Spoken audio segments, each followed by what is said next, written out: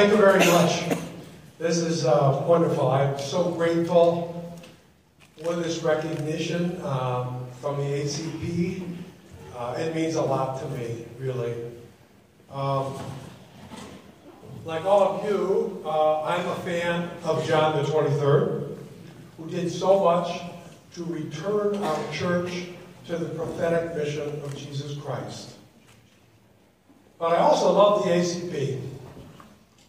I grew up in the Chicago area and went to Fenwick High School and Notre Dame University. And when I was considering to be a priest, I talked with the Archdiocesan Director of Vocations. And after listening to me, he said, "You talk like a Dominican. I think you should join them." And so I did. You can imagine that that kind of response today would lead a vocation director to be fired, sending diocesan candidates to the religious order. As a privileged white guy, I took what I call some radical steps along my career. I call them radical only in the sense that they were a little different and beyond the steps of my contemporaries.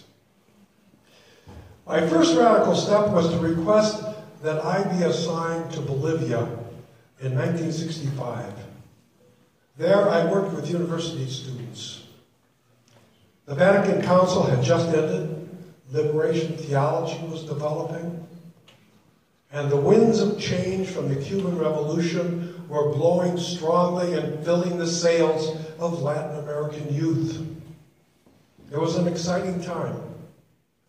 And I was open for change, and the university students radicalized me. 5 years later, I returned to the United States in order to pursue a doctoral program in political science at the University of Wisconsin in Madison during the raging Vietnam War protests. I arrived there the week of the bombing of the math building. And after completing my studies in 1973, I returned to Chicago to conduct research for my dissertation, and I had to decide, what am I going to write about? My second radical step was to choose as my thesis topic the struggle between Cardinal Cody and the ACP.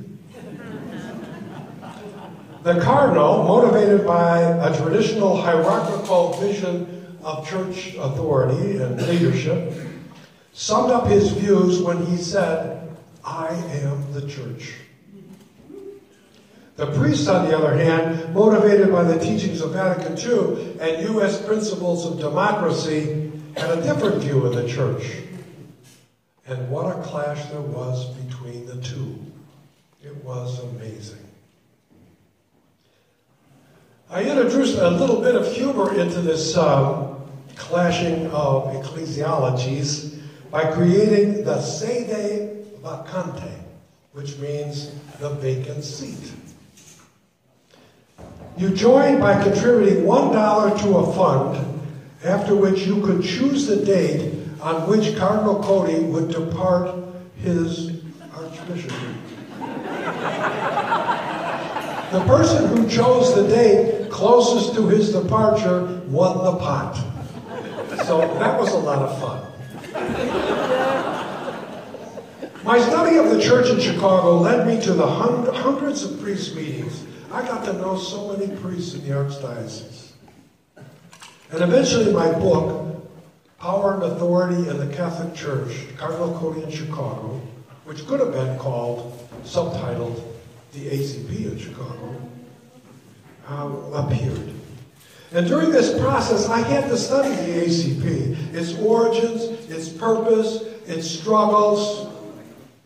I organized the ACP files in the mid-1970s and served several terms on the ACP board. So you can see that the ACP is dear to my heart, especially those brilliant and courageous men who founded it and directed it. My third radical step was to join with 5 religious sisters to form the Eighth Day Center for Justice, a Catholic Peace and Justice Center, which unfortunately will close this year after 44 years of service. I invited Cardinal Corner to be part of our center, but he regrettably declined. We did many creative things. For example, we started the food stamp hotline, which ended up being the Illinois Hunger Coalition. We took the initiative that resulted in the establishment of the Chicago Food Depository. We co-founded the Chicago Religious Task Force on Central America, which operated the National Sanctuary Movement that placed Central American refugees in churches and synagogues to give testimony to the U.S. military intervention in Central America. On one occasion, our dear brother of happy memory, Father Bill Hogan, a devotee of the ACP, and I paddled a canoe down the Chicago River. And as the clock on the Wrigley building struck noon, he and I paddled out into the open space to the west, and 20 other people stepped out of the shadows to the banks of the river, and we dyed it red. This was in commemoration of the U.S.-backed military slaughter of refugees fleeing Salvador to Honduras across the Lempa River. We organized religious orders in Illinois to use their investments in a responsible manner by opposing all states redlining in Chicago's neighborhoods and Continental Bank's investments in apartheid in South Africa. And we did much more. My fourth radical step was to accept to become pastor of St. Pius Parish in Pilsen in 1986. I was delighted to be back with Hispanics. Cardinal Bernardine hesitated to approve my appointment because he feared that I would create a sanctuary church at St. Pius. But granting sanctuary to one Central American family made little sense in a sea of undocumented Mexicans who populated that neighborhood. So, of course, I wasn't about to do that. Because I have never been a pastor, I have a lot to learn. As I listened to Mexican immigrants recount their struggles, I was overwhelmed by their faith, devotion, their sense of community, hospitality, devotion to family, their joy and generosity.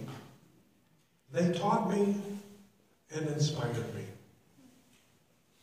We found a way to respond to the countless needs of the immigrant community, growing our parish from 5 full-time parish staff to 28 full-time staff, plus 6 part-time staff. With traditional ministries, of course, but also a soup kitchen, a food pantry, a second-hand store, a youth center, base communities, a counseling program, and a social justice action group. During those years, it broke my heart to see our church not respond adequately to Latin American immigrants in the same generous way in which the church had responded to them from Europe in the early 20th century. Many priests shunned Hispanic Catholics because they didn't speak English, or because they thought they were dirty, or undisciplined, or they didn't contribute to the collection basket. The church responded so slowly and shamefully to the wave of the very faithful that it eventually would become the majority of Catholics in the United States and in our archdiocese, and who would be the majority of people who participate in Mass every Sunday in our communities. I remember some St. Pius parishioners who left our parish because they moved from Pilsen to an area near Midway Airport. They complained to me that the pastor in their parish wouldn't allow them to have a Mass in Spanish. So we strategized. I counseled them to ask him for a Spanish Mass on the Feast of Our Lady of Guadalupe. They did, and he granted their request. On that feast day of Our Lady, Hispanics packed the church, filling the balcony even, and all the aisles.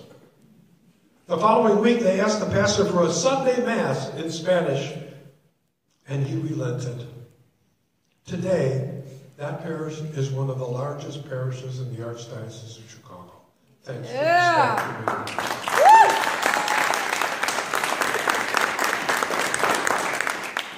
Because the church has been slow to grasp the importance of its Hispanic members, I wrote a second book to share what I had learned from them. I became a student of their culture and was richly rewarded in my faith and in my personal life. They filled me with hope and joy as we celebrated the struggles of daily life.